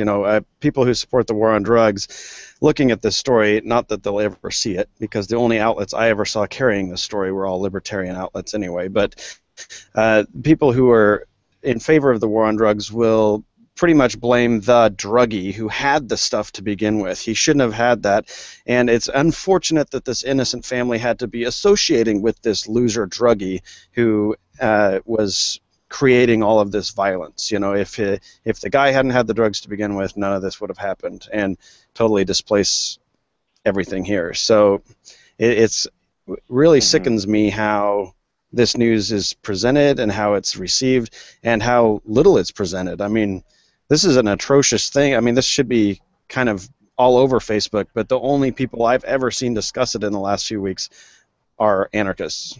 That's it. Well, the thing is... seeing on the page, there's some... Oh, go ahead. All right, the thing that's really frustrating about this is that you can say something to point out the absolute stupidity of this war on drugs, saying, well, you know what, it's their choice to use drugs when they know it's illegal. Well, you know what? At one point in time, it was illegal to be a homosexual in Nazi Germany, and they chose to be homosexuals or a gypsy, and what happened to them? Well, that was, they chose to do that. It was all just a legitimate police action, supporting the law of the land. So, it's a damn shame that there were all these people who were killed in the process. It's a damn shame that they had to arrest those people who were harboring these homosexuals who were performing, their vile acts in their own, whatever crazy worldview. They obviously don't respect the rule of law. If they respected the rule of law, then they wouldn't have been doing that. Come on, give me a frickin' break. People do not have the right to kill other people or injure their babies just because they're doing something that you don't care for. Get over yourself. You're not that important. You're not frickin' God. Well, the whole, people, I don't understand how, I do, but, what boggles my mind is that these people are putting so much support behind the cops, so the cops can never do wrong.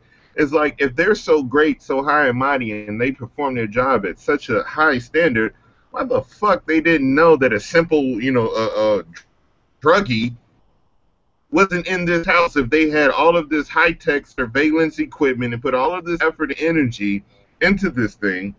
Why didn't they know that, A, he wasn't in the house, and B, that there was a house full of kids? Really, how do you support anything in which there is a high chance that someone will be severely injured if you don't have the most supreme intel as to, how you're going to go about this operation? They don't care. Like I believe Daniel just said, government can do no wrong. Yeah, and let me just say one thing. People don't look. People most people have no conscience. The famous joke: "We have sex with me for $1,000." Yes. We'll have it for $1. No. What kind of person you think I am? What kind of person you are? We've already established we're not just having price. People don't give a shit that this happens, right? It's all fake. They'll say, well, government's giving me roads, and government's giving me food stamps, and government's giving me health care, and if innocent people have to die, I don't care. Give me my Obama phone, and if people have to die, so be it. If I don't care. I want my free shit, and if this is what it's gonna cost to get it, it's worth the price. It's worth the price in blood. All right, guys, we got to take a break real quick. We'll be right back.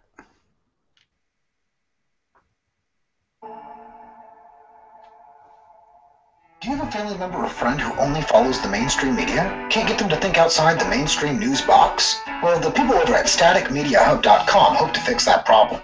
Staticmediahub.com is an up-to-the-minute news site that showcases voluntarist ideals and the basic information of a stateless society, all while giving the facade of a mainstream news network. StaticMediaHub.com features ideals from individuals such as Adam Kokesh, Larkin Rose, Travis Wilson from the Jefferson Papers, and myself, Mike Shanklin. Find StaticMediaHub.com on Facebook, like and share our articles, and let's show our friends and loved ones the true message of liberty on their time and in ways they feel comfortable.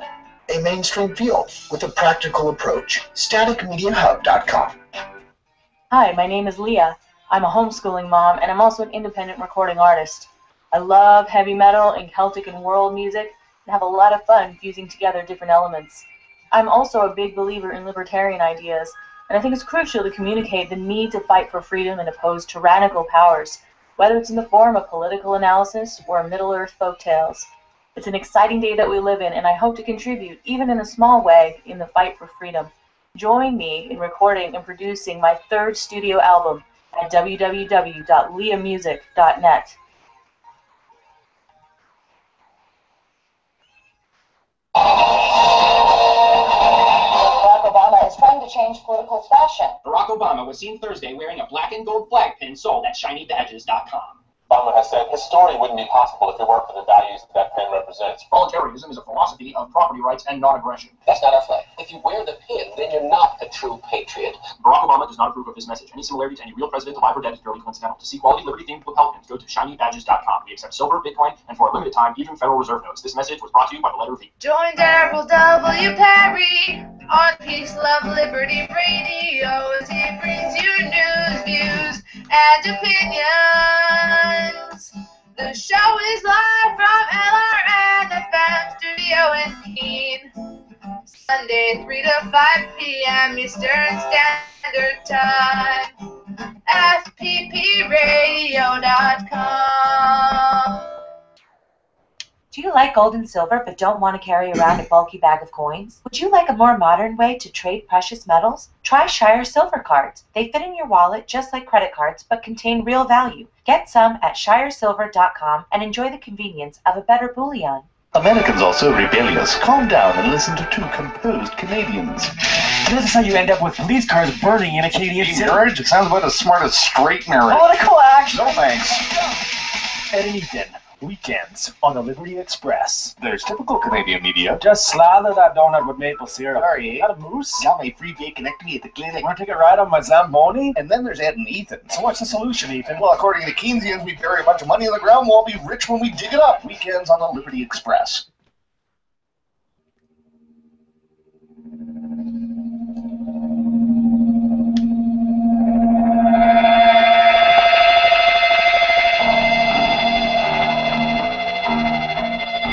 All right, everyone, you are back here on the Voluntary Virtues Roundtable, 8 to 10 p.m. Eastern Standard Time every Tuesday night. I'm your host, Mike Shanklin. We have a wide variety of great panelists coming to you guys live tonight as well. We got about 30 to 35 minutes left in the show. We just got done, or I guess we are still discussing and talking about a really sad story with the war on drugs, baby having the grenade thrown into his crib, burn marks, etc. And we just talked about a letter that his mother wrote about the SWAT teams and war on drugs and etc. How she obviously didn't have the highest, didn't think it held the most highest moral relevancy is probably the best way to put it. But anyway, really sad story. Any other panelists want to talk about that before we move on? Just one quick point from the Peanut Gallery watching us on YouTube. We have CG2N says, Fthricum. I guess that's probably supposed to be a C.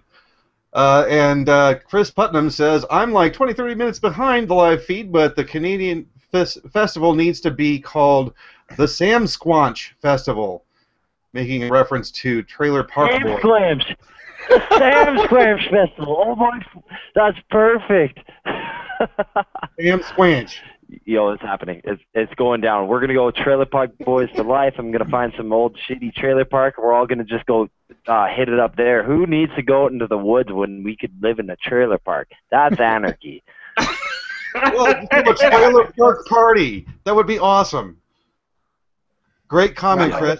For sure. That's hilarious. That's hilarious. Good stuff. All right, and thank you, Robert, for keeping an eye over on the comment section. If you guys want to, leave a comment over on the YouTube video, and we will try to acknowledge it. So, any other comments that we have on this story with the SWAT team, the baby, mother recognizing? Finally, I guess this is it's just another confirmation with the fact that the state is one of the largest creator of freedom-minded people out in the world, right? So, usually it takes you getting screwed by the state before you realize the state is really just screwing all of us, and even technically some of the people in the state are still getting screwed. Humanity is just has less prosperity because of it. Rothschild, I said you unmute. Anything you want to add? Last chance on the story. No, I think I said enough. Yeah, I think you did too. No, just better. Right. Let's move this over. Cody has a very good. Well, this is one of the things too. I don't want to always be so negative here. Freedom really is a positive thing. We're building up. We do have to show the negative sides of the state. One of the things is first of all, I want to be happy that in a freedom-type mindseted family, a baby was being born. Off the grid birth, if you want to call it that. Not that you can't be on the grid and be freedom. The grid being electricity, I think, in this case, not the state grid. Unfortunately, the state might monopolize that service. But anyway, it's really good that a healthy baby was brought into a family of people who are more freedom-minded. It's a downside, though, Cody, right? Because the police ended up kidnapping and confiscating this healthy baby for testing. Go ahead and fill us in a little bit more on this. What's going on with that? Yeah, just to kind of give you the details. So this couple decided to have their baby in their own home. The mother's name is Fatima Damboya, and I apologize if I'm butchering the name. But when the baby was 7 days old, they found themselves in the hospital. The article does not really state why they were there, other than maybe to just do a routine type checkup after the infant was a week old. And the hospital staff basically made the decision to transfer the baby to another hospital without the permission of the parents to run tests and probably look into vaccinations and all sorts of things like this. And they basically disagreed with her having the baby at home unassisted, and therefore they called the cops. They called what's the Department of Human Services or whatever, and basically had their baby taken from them just because they chose to have the baby at home, not in a hospital. So, not only did they not ask permission, but they actually set this whole ball in motion before the parents even knew. And after the parents objected, then the hospital staff actually called the police to get the police involved to make sure that that baby was transferred to a different hospital, and potentially even taking the baby away from a custodian standpoint. So this, to me, this article, it just really illustrates how whether you're an advocate of the state or Democrat or Republican or whatever, and well-intentions be damned, those people think that they own you. They believe that that baby is their property. Otherwise, there is no other justification for this. And I wish people would just wake the hell up. This couple is considering moving out of the country now. I'm eager to see if they do. I hope they do. But I wish the rest of everybody else would just wake the hell up and realize that this is a clear illustration of how these masters believe that they own you. Hey, Cody, it's just undeniable. I'm going to play devil's advocate for a second here. Let's say that I agree with everything you're saying, first of all, but I do want to play devil's advocate. Let's say that there's a child that has been born into a family, and the family isn't feeding the child because of religious beliefs. The baby, I don't know, maybe is even being abused. Okay. Can I stop you real quick, right? No, nothing controversial. I want it to be outright crimes. Go ahead. I want you to be able to finish your thought, but just to clarify in this article, even after testing and kidnapping this baby and running it through multiple tests, they could not find anything wrong. This was a completely healthy baby. It was obviously not being abused. It was being well cared for. So there's simply no justification for intervening other than the fact that they did not follow the rules. They did not have it according to the system, yada, yada, yada. I mean, and go ahead and play the devil's advocate, because I think it's a worthy conversation to have. But just to clarify, in this case, there was absolutely nothing to prompt this action. Right. No, fair enough. And Robert, I want to hear your 2 cents right after this. But let's just say that in this other hypothetical scenario, we do have a family, and they are abusing their child, and not feeding the child, starving it, not just feeding it like for one night for not doing their homework or being loud or something, but literally like 2 days, 3 days starving the child and beating it up. I wouldn't think that Robert or Kyron or even you, Cody, would be thinking that you own anybody else or the baby. If you were to go and rescue the baby from that family, obviously they're torturing it. So, I was just, as far as the etymological and rhetoric here, I was just curious is, like where is that gray line? Where's that silver that silver lining that we're supposed to? Because obviously the point of a voluntarist is to not infringe. The state obviously is a 100% all the time aggressor, but other people in the private sector can aggress too, and libertarians are against that aggression as well. It's just we also are against all of the state because the state couldn't exist without aggression, right? So in that scenario, we'd still as libertarians want to defend whether a public crime or private crime doesn't really matter. We can still think that. So where is that silver lining to you? Some people even think circumcision is against the non-aggression principle, which means technically you could take the kids away from the parent. We'll get to you, Rothschild. I want to hear Robert right after Cody answers this, or maybe if Cody wants to hear Robert first. Well, you frickin' changed the whole frickin' subject. I wanted to make the comment on the things that Cody was saying. So, okay, we'll go ahead with that, and we can come back to this question. All right. Well, what it reminds me of an episode I just watched of Falling Skies, where the aliens are frickin' abducting the children and putting things on their backs to control them, and putting chemicals in their system and all this kind of crap. Well, I'm not an anti-vaxxer. I personally think that people should get their kids vaccinated because it protects them against things. But bottom line is that there's this alien entity called government that is taking your children at an early age and forcing them to go through indoctrination centers for years and years and years, and that's not good enough. They've got to take them when they're your babies. And, double check the health of them just to make sure that they're going to turn out to be good statists for them. They're converting them into these alien species that don't believe in having a family and having a voluntary relationship with your friends and your other human beings that you're interacting with. They want to create people who are subservient, domicile cattle. That's what they want. Right, and it just boggles my mind that people can think that whether you're a creationist or evolution or whatever, that whole debate aside, people have been having babies for a long fucking time. Like, who gives anybody else the right to intervene on how you choose to procreate? It just boggles my mind that people can justify this as any sort of welfare, well-being, common good bullshit. It doesn't even make sense. So I don't know. I get a little riled up about it. So sorry, Mike. Your question was devil's advocate. Yeah. So not necessarily this scenario, but we're going a little bit more extreme now and saying, because I agree with you, the parents didn't do anything wrong, right? I mean, this is just absolutely. My only issue would be if they literally were harming the child, literally harming the child, physically abusing it, starving it, and locking it off from other nutrients. That to me is against the non-aggression principle, right?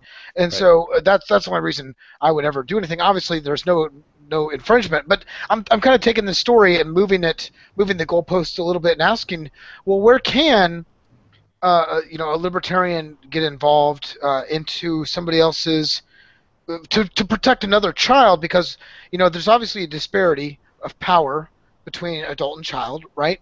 Walter Block even admits it, although he's pro the disparity.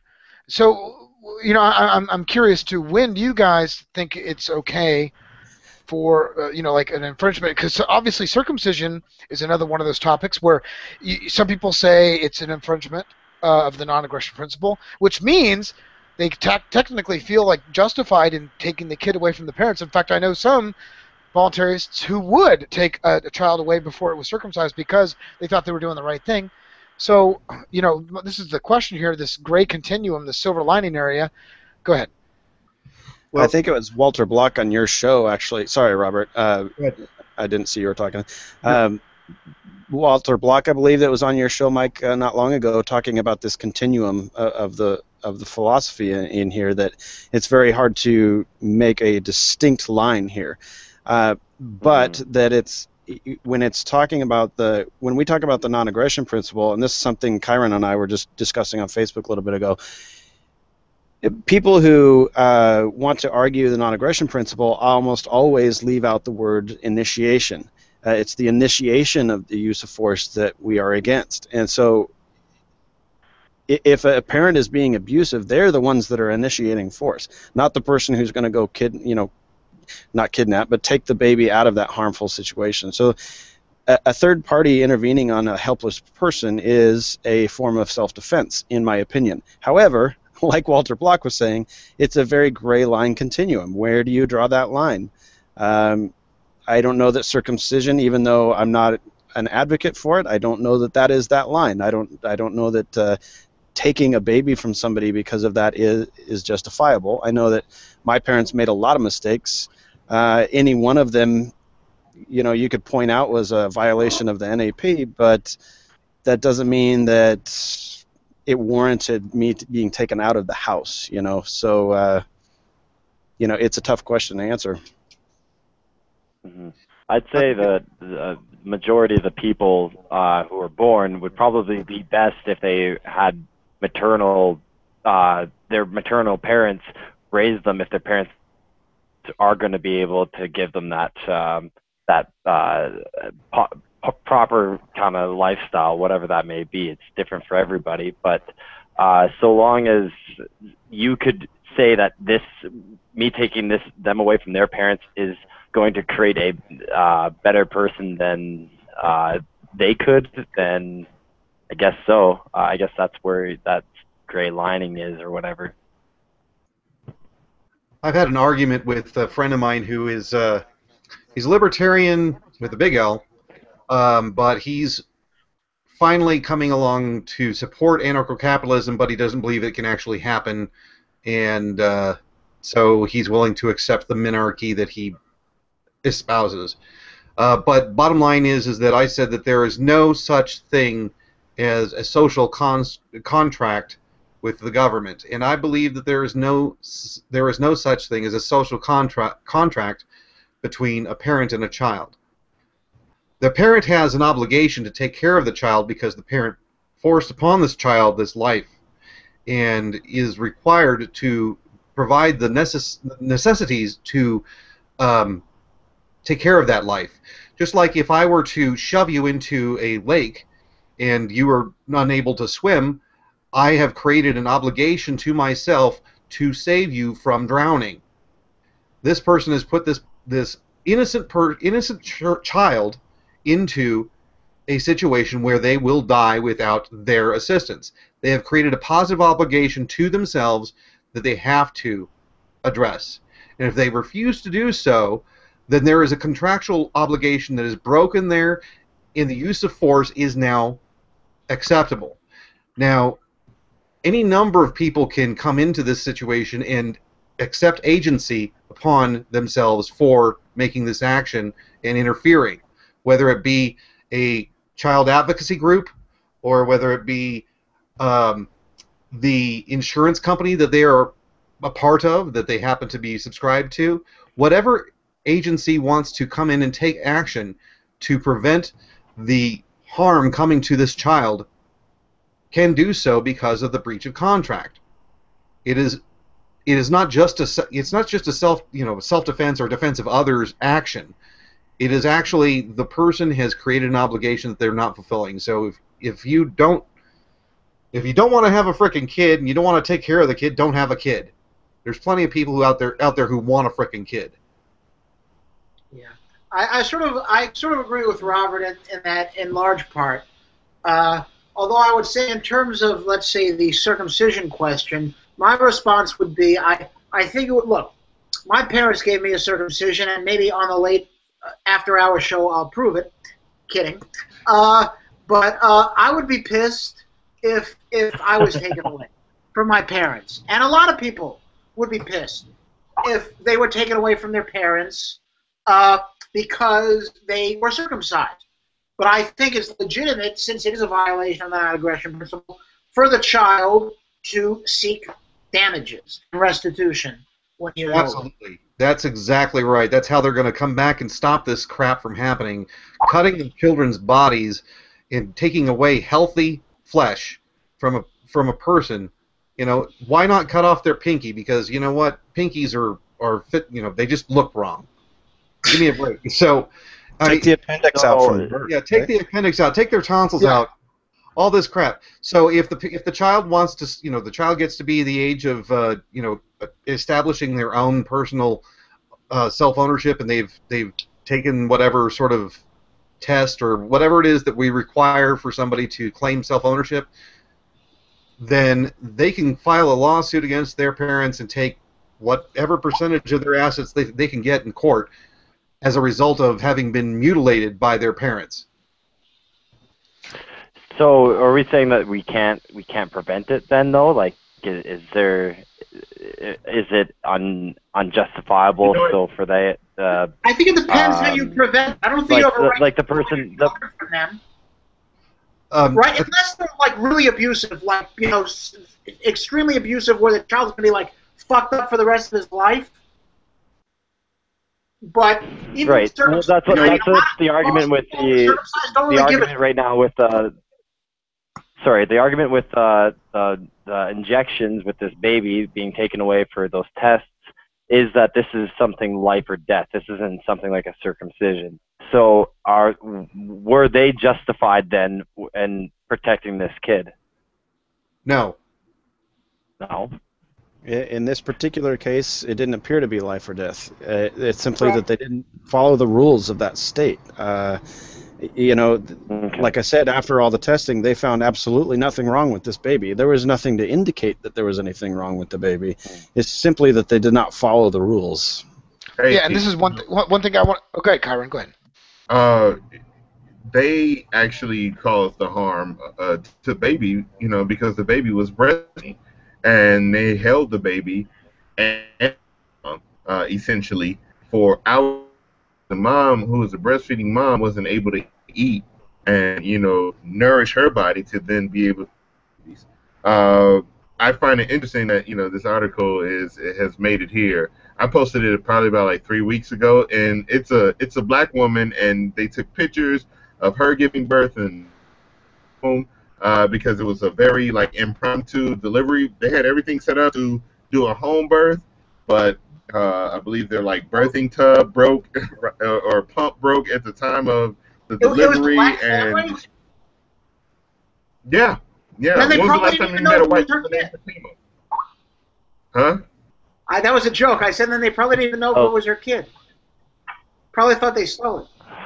Oh, that's an after-hours freaking thing. Just, dude. All right, I'm sorry. Anyway, me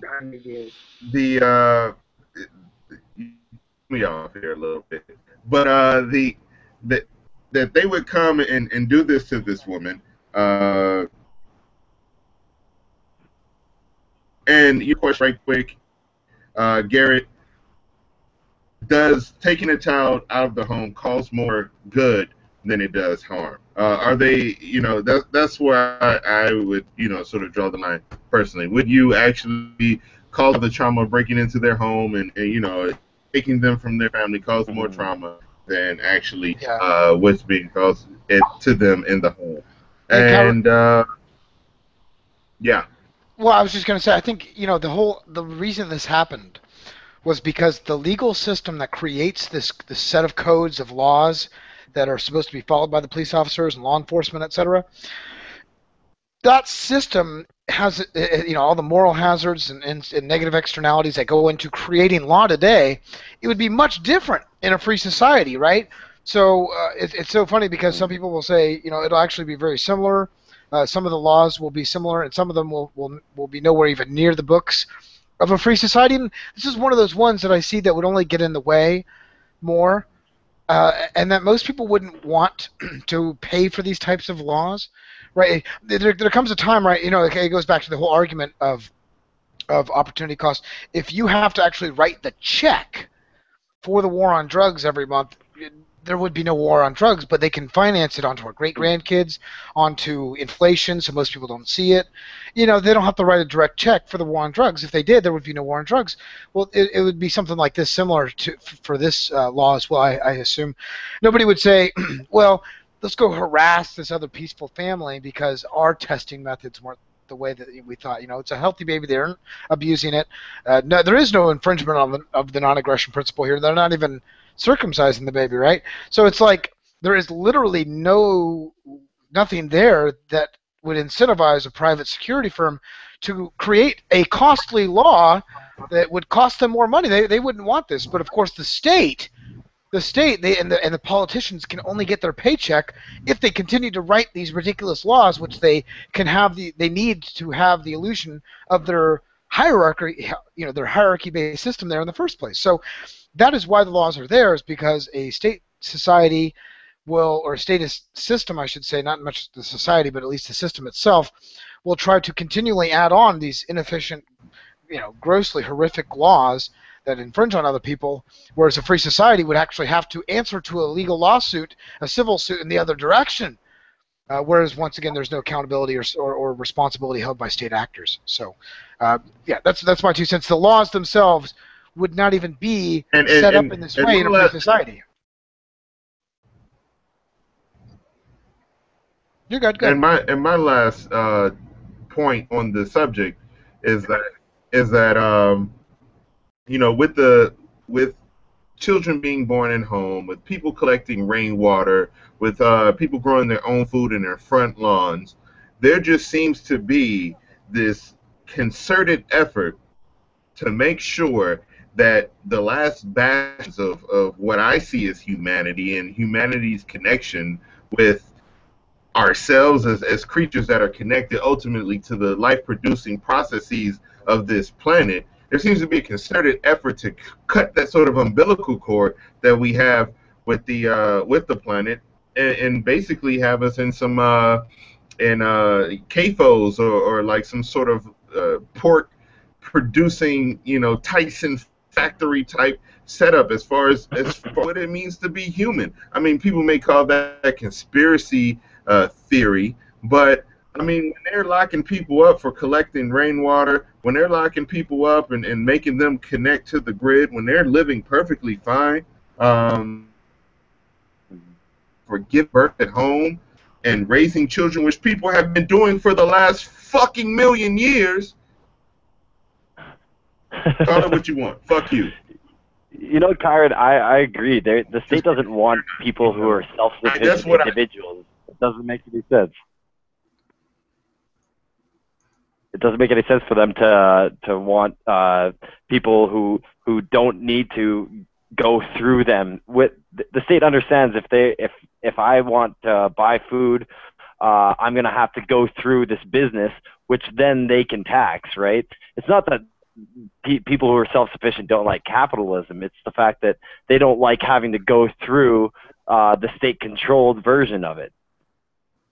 It's ridiculous. Like people giving birth at home, that's natural as shit. That's what people have been doing for a long, long time. I'm not saying doctors are a bad thing or whatever, but if people have been doing it, they should have the freedom to do that. To add insult to injury, just to add insult to injury here, at the end of this article points out that after the ambulance ride that was against the parents' will and all this testing done, they did get a bill for it for over $3,300 for all these services that they were forced to partake in. Oh man, I need that link. That is absolute bullshit, and I've got a guy that I need to show that to and tell him, in your face, idiot. Guy thinks he's... Oh man. I'll put the link in the chat. That's for the after show, Krug. Check it out. No, good stuff. Good stuff. You guys are awesome. I love just listening. And you know what's really drives me up the wall? Are all these fucking pricks? Yeah, I'm gonna do it. Name calling. They all do ad hominems. I'm tired of being nice. I'm too fucking nice. It doesn't get me laid. It doesn't make me have friends. I'm just gonna be myself from now on. Definitely doesn't get you laid. Nice guys don't get laid. Yeah. All right. Yeah, well. Nice guys don't. Yeah. Okay. That's for the after hours. Anyway. It really, what was I saying? Something brilliant. I'm just trying to remember it. Yes. So what pisses me off are all these people who say, oh, libertarians are a bunch of narcissists that are selfish. What is more fucking selfish and narcissistic than saying, I have a vision about how the way the world should work, and you're going to do it or else. Yeah, really. I know what you're saying, buddy. I completely agree. Guys, we got one last topic we can get to tonight before we have to close out. Obviously, stick around for the after show with the Krug, which is going to be from 10 to midnight, and that's p.m. Eastern Standard Time, so 2 hours. Well, I don't know if we'll go that long. We'll be shirtless. Or up to, excuse me. So hopefully you guys can stick around for that wonderful show. I'm going to pop in afterwards onto this link and include the link to his show. Anyway, I know you guys can't include links until after the show is over. It's so silly about Google and YouTube, but that's the way it works. But the Krug's obviously going to have some great show. He always takes the round table to the next level. So always good to make sure you guys stick out. That's in about 8 minutes. It's not for the faint of heart, I will tell you that. Never is, right, buddy? All right, I want to get to this point real quick. This last post for tonight here on the 8 to 10 p.m. roundtable, we have DEF CON, who is the admin on Silk Road 2.2. He's, I guess, the owner or at least admin. I don't know all the details of the background, what's going on with that. But, the old one was Dread Pirate Roberts. Well, this one is for Silk Road 2.0 is DEF CON. And the latest post was in regards to a February hack in which they lost like 80+% or they lost almost all their money, I think. Anyway, they have gotten most of the money back. This is one of the posts that he said he's really proud of the Silk Road community and them trying to reimburse people who might have been negatively affected and to show the strength of Silk Road 2.0 and the trust that you can actually put into this network and how these people are not just trying to go out there and buck the system because they want to. They're bad people and want to murder others and stuff. It's because they know they're going to go down in the history book on the good side, right? So here's one of the latest posts that the new owner or at least admin of Silk Road 2.0 posted the other day. He says, "We're almost there.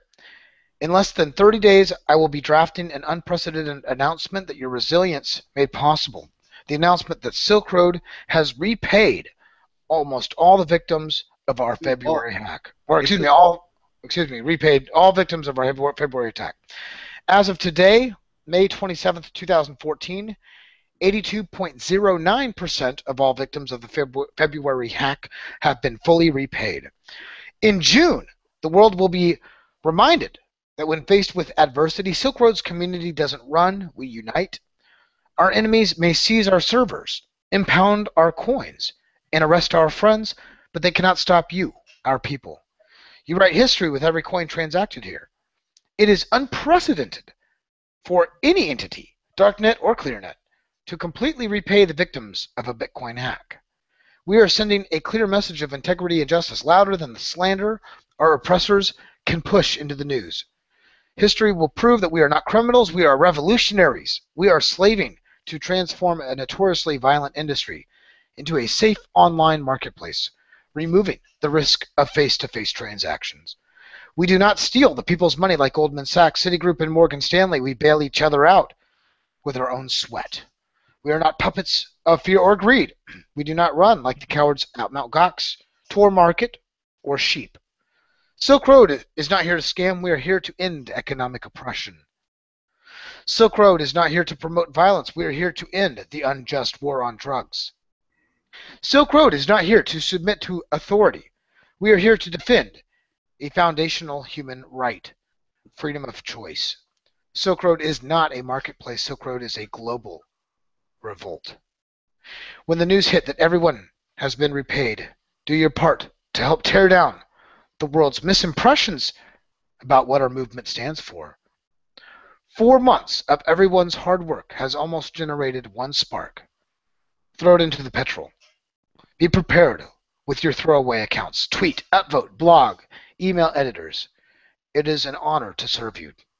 Signed, DEF CON. Hell yeah. Pretty good post from people that we know. Obviously, Ross Ulbricht, the original owner, creator of Silk Road, the first Silk Road. I actually got to meet his mother. We got pictures and shared a tear this just a few days ago at Porcfest. And we're going to be doing some work together, too, to hopefully get Ross out. The BS attempted murder charges have been dropped. Obviously, no evidence. Failure to provide evidence. He's looking at money laundering charges. Funny how they end up saying Bitcoin's not money after they said it was. I don't know if the charges will change, huh? Probably not. But we do know that he was an anarcho-capitalist. Whether Ross, it's still to be shown whether he is the Dread Pirate Roberts. Nobody can prove that anyway. But the point is, Silk Road and the spirit behind Silk Road has always been that of an anarcho-capitalist, voluntarist, non-aggressionist, individualist tinge. And that's something that we should all be proud of, that we should cheer, knowing that there is agorism in work right now in front of our very eyes in digital land and zeros and ones. We're watching the fight for freedom occurring right before our very eyes. And we can be a part of it, and for the most part, it's actually working. It really is. Working as good as Bitcoin, right? Working better than government, I'll tell you. So my whole point here is to hopefully help people realize that Silk Road is out there fighting on the front lines for your freedom. It is not the enemy. It is not your enemy. It is not that it wants to get your great-grandpa or your new nephew hooked on heroin, right? It's about the right to choose, economic freedom, individual choice, and peaceful interaction, this silly thing called freedom and peace. So when we do have this announcement that all of the hacked Bitcoin will have been at least earned back legitimately through hard work, sweat, toil, and blood being pumped, and once this money has been at least in some, I guess you could call it an insurance form of money being returned to the victims, well, we should take pride in this to show that this is not only a voluntarist cause and action that is being put in motion right now, but that it is actually one of the best and most trusted places you can do business in the world, let alone online. Guys, this is Mike Shanklin from Voluntary Virtues Network here at the Roundtable, 8 to 10 p.m. Eastern Standard Time. Say goodnight, panel, and thank you guys so much for joining us tonight. Good night. Good night, panel. Good night. Thank you for joining us tonight. Awesome. Think of me in your dreams. Yeah, Daniel, right. Head over to the after hours with the Krug. I'm going to be back into this link here within the next few minutes to go ahead and put the link in here so you guys can easily head over to that. So some of the people, obviously this is a 2-hour show, you're going to be catching up a little bit after we get done live. Some people might have taken breaks, so you should see that link within the next 5 minutes. Go check out the Voluntary Virtues Network on YouTube. Subscribe. Send your friends to the Voluntary Virtue Network's Facebook page. We have now over 1,812 now, hopefully to have 2,000 by this weekend, and it's going to only continue to pump forward, moving forward. So thanks again to everybody out there for the support, and I will see you guys next Tuesday. Head over right now to the Voluntary Virtues Network on YouTube. Check out Robert Kruger's show, The After Hours with the Crew, 10 till possibly up till midnight tonight, not to mention our after-hour show after Robert, which we have lined up for you guys. Special treat. Thank you guys so much for joining us. After hours. The after hours. That's right, baby. We'll talk to you guys soon. Have a great night. See you next Tuesday, 8 to 10 p.m. Eastern Standard Time. Bye-bye.